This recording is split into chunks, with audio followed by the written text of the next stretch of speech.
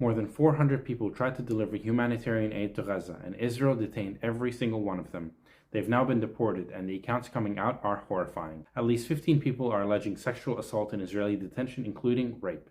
5 French citizens were hospitalized upon return with broken ribs and fractured vertebrae. Organizers say at least 12 assaults were documented on a single vessel converted into what they called a makeshift prison. Israel's prison service has, of course, denied all allegations.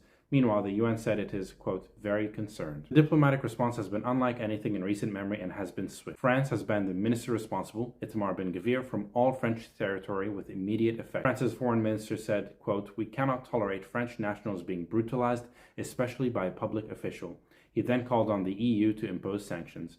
Meanwhile, Poland imposed a 5-year ban, calling Ben-Gvir, quote, a threat to public order.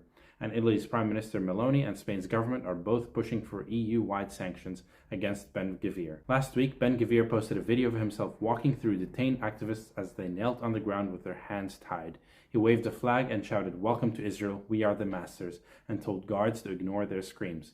And he posted it himself on his own social media. And yesterday, the foreign ministers of Egypt, Saudi Arabia, Jordan, Qatar, Turkey, Indonesia, and Pakistan issued a joint statement. They called Ben-Gvir's actions a disgraceful assault on human dignity and a clear violation of international law. They demanded accountability and concrete measures to stop what they called his repeated provocations, incitement, and violations. Over 25 countries have now formally condemned what happened to these people. These were civilians from over a dozen countries on boats carrying food and medicine. Some say it was symbolic, but nonetheless, it was a message they were trying to send. The question is, if this is what happens on camera, on social media, what happens behind the scenes?